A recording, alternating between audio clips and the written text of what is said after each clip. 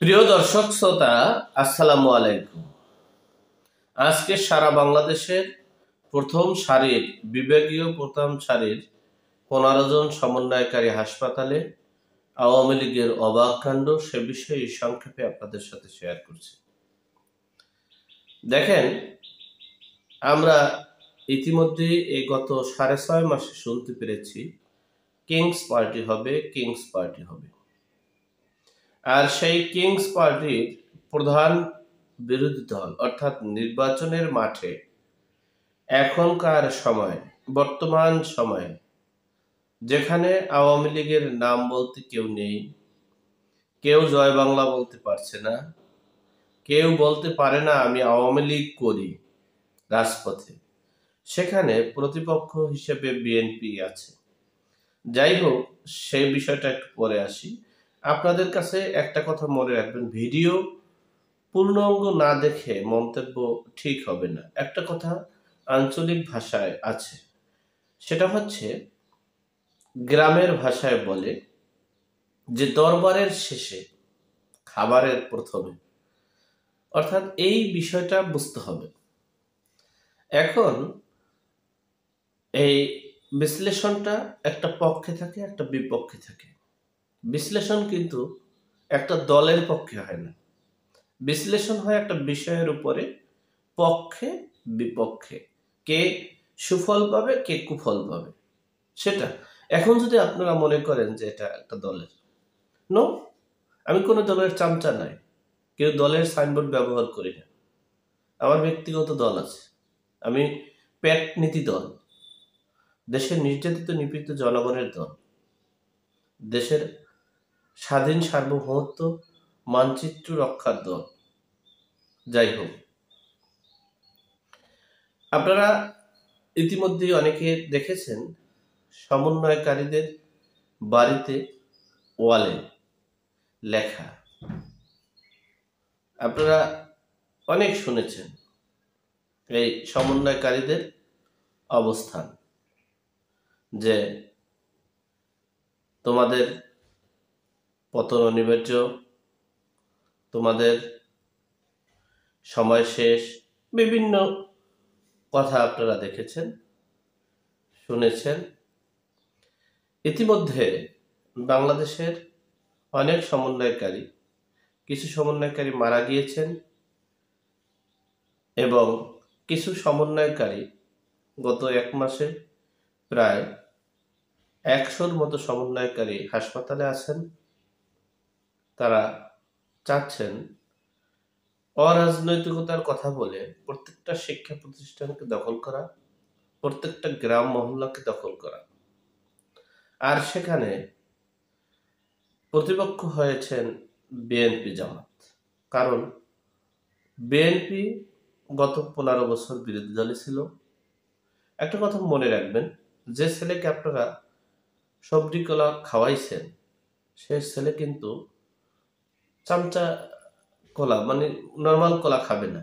আর যিনি কলাই খায় নাই তিনি স্বাদ কোনটা ভালো মন্দ সেটা মানুষের মুখে শুনেছে, দেখেছে, বলেছে। তো বিএনপি কলা খেয়েছে, সবজি কলা, তারা তো এখন জীবন মরণ চেষ্টা করেও সবজি কলা খাবে। আর যারা খায়নি তারা মনে করছে সবজি কলায় নানান সুবিধা, চাম্পা কলায় অনেক সুবিধা, আবার বিসি কলায় অনেক সুবিধা, মানে তারা সুবিধা শুনছে। তাদের জীবনের প্রথম কলা খাবে বিদেয় তারা কলা গাছ, কলার মালিক, কলার জমি এগুলো দখল করার জন্য চেষ্টা চালাচ্ছে। আর যারা আগে খেয়েছিল তারা তো দখল করে খেয়েছিল, পরে আর এক দল এসে খাইছে, তারা এখন চলে গেছে গর্তে, এখন আবার তারা খাবে।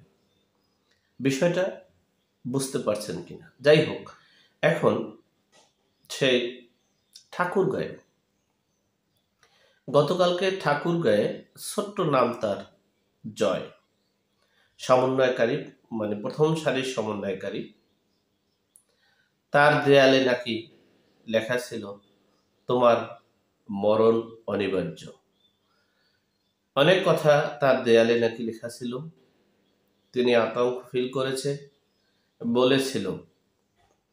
এরপরে গত কালকে অর্থাৎ বাংলাদেশের সকল পত্রিকায় চলে আসছে যে গতকালকে তিনি ঢাকার সেই সমন্বয়কারী অসুস্থ ছিলেন, তার চোখেও সমস্যা ছিল,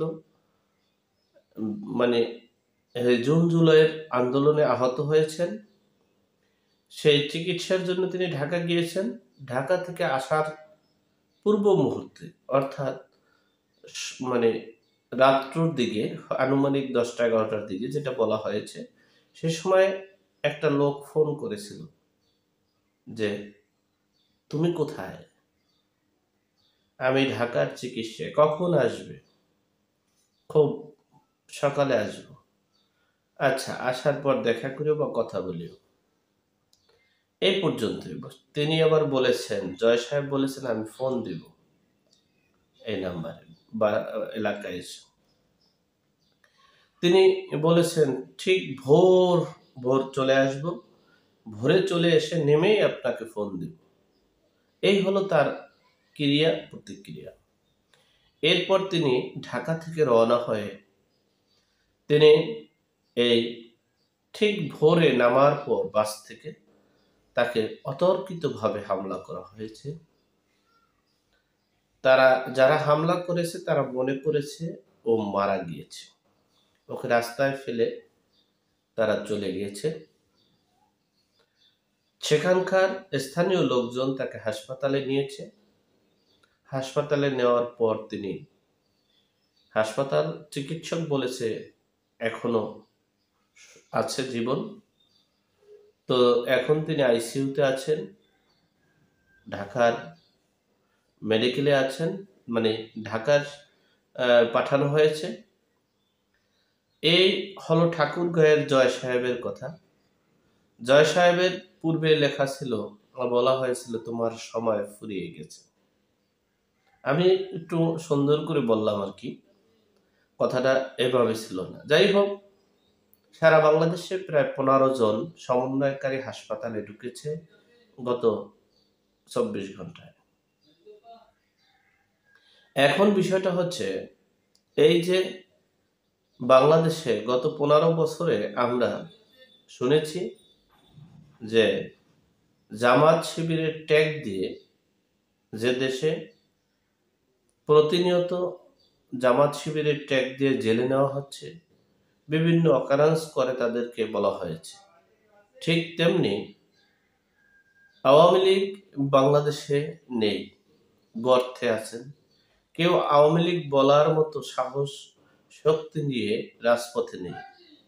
সেখানে আপনারা এই আওয়ামী লীগের ট্যাগ দিয়ে দেশে বিভিন্ন অকারেন্স করা হচ্ছে, বিভিন্ন নৈরাজ্য করা হচ্ছে, বিভিন্ন